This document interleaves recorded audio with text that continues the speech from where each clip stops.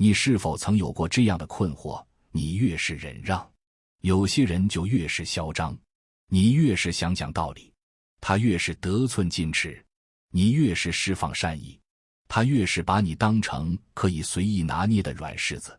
你以为沉默是高情商，在他眼里却是懦弱；你以为退让是修养，在他看来却是好欺负。你开始怀疑人生，是不是自己太过善良？是不是这个世界只懂得欺软怕硬？在回答这个问题之前，我想先为你讲一个关于香奈儿 Coco Chanel 的故事。在成为时尚界永恒的女王之前，加百利尔·香奈儿的人生是一部写满了不被尊重的史诗。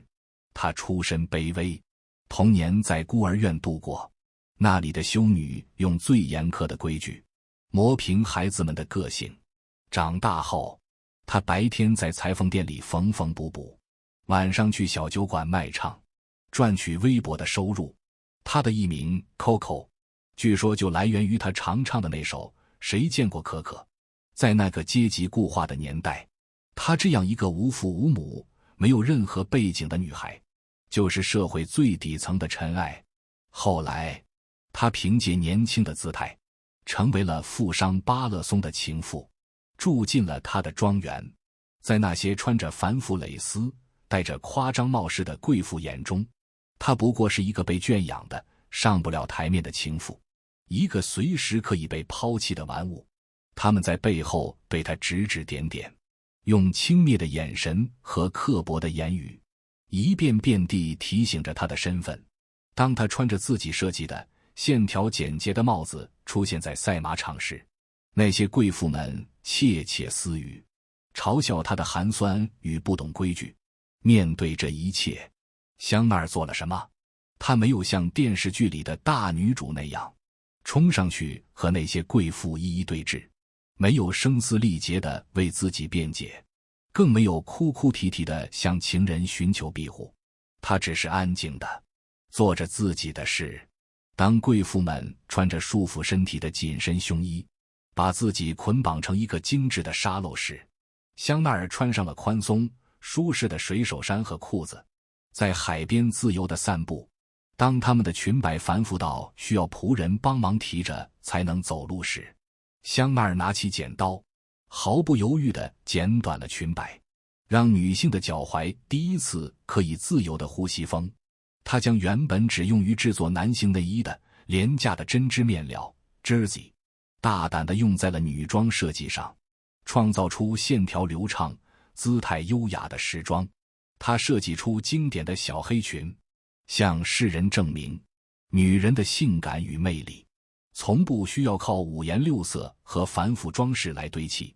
她没有浪费一分一秒去回应那些不尊重的声音，她所有的时间、精力、才华和野心都倾注在了自己的创造上。她埋头建立自己的时尚王国，定义一种全新的属于现代女性的审美。结果呢？几年后，那些曾经嘲笑她的贵妇们争先恐后地脱下紧身胸衣，穿上了香奈儿设计的简洁而优雅的套装。她们模仿她的姿态，剪短自己的头发，渴望拥有她那份独立、自信、毫不费力的时髦感。她们终于意识到，自己曾经轻视的那个乡下女孩已经站在了一个她们需要仰望的高度。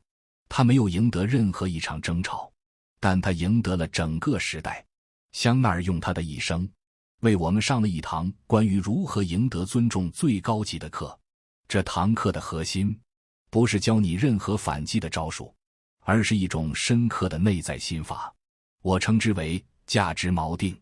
一个人的价值如同汪洋中的一艘船，有的人将船的锚抛在了别人的评价、目光和言语中，风平浪静时尚能安稳，一旦遇到风浪，别人一句轻蔑的话，一个不屑的眼神，就能让他的船剧烈摇晃，甚至倾覆。而另一些人，比如香奈儿，他们的锚深深地扎在自己内心的价值基石上。这个基石由他的才华、他的创造、他的视野和他对自我的绝对认知构成。外界的风浪再大，也只能浮动他的帆，却无法撼动他的航向。他对那些低维度的冒犯与不尊重，呈现出一种高维的钝感力。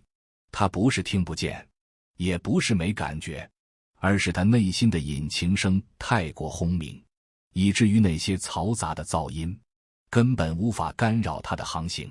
当你真正理解了价值锚定这个概念，你就会明白，应对不尊重的最好方式，从来不是向外的术，而是向内的道。让我们来看看这自然而然散发出的5种姿态。第一种姿态，不争辩，是一种清醒的降维隔离。当一个人不尊重你，用言语挑衅你、讽刺你时，他其实是在试图将你拉入他的情绪战场。在这个战场里，他是规则的制定者，他的目的就是看到你失控、愤怒，被他牵着鼻子走的样子。你一旦开始争辩，无论输赢，你都已经输了，因为你耗费了自己宝贵的时间和心力，去参与一场由对方发起的毫无价值的游戏。你等于是承认了他的评价有资格让你如此在意。香奈儿从不与人争辩他的设计是否合规矩，因为他正在创造新的规矩。一个真正专注于创造的人是没有时间去解释的。记住这句醍醐灌顶的话，星号永远不要和一个层次不同的人争辩，那只会拉低你的层次。星号你无法叫醒一个装睡的人，也无法说服一个从心底里就看不起你的人。不争不是懦弱，而是一种清醒的自我保护。它是在你的世界和对方的世界之间拉起一条无形的隔离带，你只是平静地看着它，就像看着窗外一场与你无关的雨。你的沉默，你的淡定，会让他精心准备的所有弹药都打在空气里。那种无力感远比任何激烈的反击都让他感到挫败。在职场中，你或许会遇到这样的老前辈，他对你的新方案百般挑剔，话里话外都是年轻人不懂事。如果你急于反驳，只会陷入无休止的拉扯。最聪明的方式是礼貌地说一句谢谢您的建议，我会再思考一下，然后用无可挑剔的执行结果来证明你方案的价值。当你的成果得到上级的认可，当你的业绩摆在所有人面前时，他曾经的那些质疑只会显得他自己眼光狭隘。你没有说一句反驳的话，却赢得了最彻底的胜利。第二种姿态，拉开距离，是最高效的能量防火墙。人与人之间就像天体运行，需要保持一个恰当的距离。靠得太近会灼伤彼此，离得太远会失去温度。而对于那些不懂得尊重你的人，这个安全距离需要拉得更远一些。很多人想不通，为什么我对他那么好，他反而不把我当回事。那是因为你的好太没有成本，太唾手可得。人性中有一种劣根性，就是不懂得珍惜轻易得到的东西。你的热情，你的秒回，你的有求必应，在懂得感恩的人眼里是善良，在不懂尊重的人眼里就是廉价。拉开距离不是让你从此不理人，而是一种姿态的调整。它是在告诉对方，我的时间、我的精力、我的善意都很宝贵，不会再无条件地为你敞开。这是一种高效的能量防火墙。每个人的能量都是有限的，与消耗你的人保持距离，就是对自己最好的滋养。我有一个朋友，曾经是办公室里的老好人，谁的计算机坏了，他帮忙修；谁临时有事，他帮忙顶班。下午茶，他永远是主动张罗点单的那一个。可他换来的不是感谢，而是理所当然。大家习惯了使唤他，甚至在工作分工时，会把最琐碎、最吃力不讨好的活儿推给他。后来，他下定决心改变，别人再请他帮忙，他会笑着说：“不好意思，我手头这个项目有点急，可能不太方便哦。”一开始，大家都很不适应，甚至有人在背后说他变了，变自私了。他没有理会，他把所有节省下来的时间都用在了提升自己的业务能力上。半年后，他因为主导了一个重要项目，获得了晋升。当他成为那个可以决定别人工作内容的人时，曾经那些习惯使唤他的人，见到他时都变得客气而恭敬。他没有和任何人发脾气，只是温柔而坚定地拉开了那道必要的距离。距离一拉开，他的价值反而清晰地凸显了出来。第三种姿态，自我提升，是你最响亮的无声反击。这是所有姿态中最核心，也是最根本的一条。因为尊重从来不是求来的，而是吸引来的。你自身的价值是你吸引尊重的唯一磁场。香奈儿的故事就是最好的证明。他没有浪费时间去祈求别人的尊重，而是用全部的生命去创造价值。当他的价值大到足以定义一个时代的审美时，尊重变成了不请自来的附属品。有句话说得特别扎心：星号星号，当你弱的时候，身边的坏人最多。星号星号，这不是因为你倒霉，而是因为你的弱，让欺负你的成本变得极低。所以，当你感到不被尊重时，与其花时间去怨恨，不如把这些时间都用来投资自己，去读一本书，去学一项新技能，去健身，去搞钱，去做一切能让你变得更强大、更有价值的事。这个过程或许是孤独的，是漫长的，但每一步都算数。你读过的每一页书都会成为你谈吐间的智慧，你流过的每一滴汗都会塑造你挺拔的体态，你赚到的每一分钱都会增强你面对生活的底气。当你站在更高的地方，你会发现，曾经那些让你耿耿于怀的人和事，都变得渺小而不值一提。你不是原谅了他们，而是你已经看不见他们了。这就是最高级的报复，不是让对方痛苦，而是让他彻底的从你的世界里消失，因为他所在的维度已经无法再与你产生任何交集。第四种姿态，亮出底线，是你温柔世界里的带刺玫瑰。善良如果没有锋芒，就等于是零。一个没有底线的人，就像一座没有围墙的城市，任何人都可以随意进出，予取予求。很多人不被尊重，不是因为他们不够好，而是因为他们太好了，好到没有脾气，好到不懂拒绝。他们害怕得罪人，害怕发生冲突，以为一味的退让就能换来和谐，可结果往往是你的底线一退再退，直到退无可退，对方却得寸进尺。人性就是如此，他不去试探你的底线，就永远不知道你的底线在哪里。所以，你要学会温柔坚定的亮出你的底线。这不是让你去吵架，去咄咄逼人，而是要清晰地传达一个信息：我很好，但不好惹。当同事想把他的工作推给你时，微笑着拒绝：抱歉，我手头的工作已经饱和了，可能帮不了你。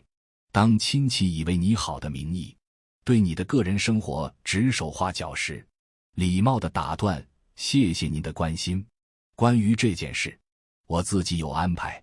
当朋友借钱不还，还想借第二次时，明确地告知：上次的钱你还没还我，在还清之前，我不会再借钱给你。第一次亮出底线时，你可能会感到不适，会害怕对方不高兴，但你会发现，当你清晰地画出界限后，大部分人反而会开始尊重你，因为他们知道你是一个有原则的人，不是可以随便糊弄的。一个敢于说不的人，才能真正赢得势。你的原则就是你人格的金刚钻，它让你的善良既有温度又有硬度。第5种姿态，彻底无视，是你赢回尊严的终极王牌。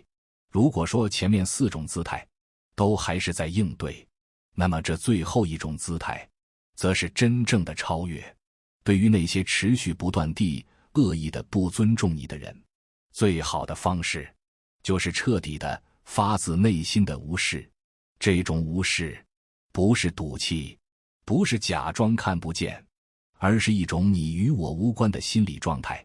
你不再关心他说了什么，做了什么，你甚至不再把他当成一个需要应对的对象，他彻底从你的认知世界里蒸发了。你越是想报复，越是想证明给他看，就越说明他还在你心里占有一席之地，他还能牵动你的情绪。而当你真正强大到一定程度时，你会发现自己连恨他的力气都懒得花了。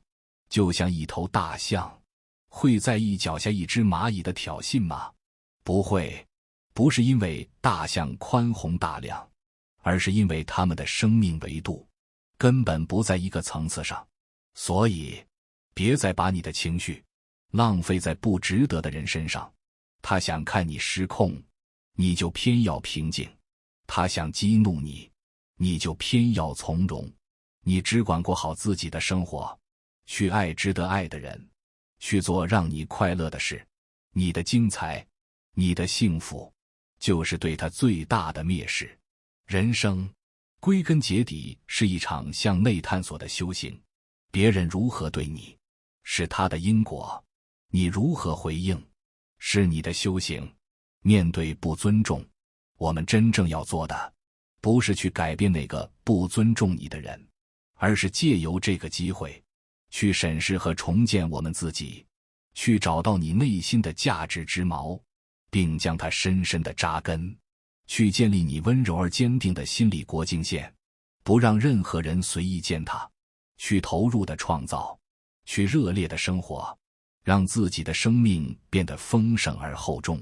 当你做到这些，你会发现你不再需要去索取尊重，因为尊重会像阳光和空气一样自然而然地围绕着你。你不再需要任何人的认可来证明自己的价值，因为你已经活成了自己的一面旗帜，在自己的世界里猎猎作响。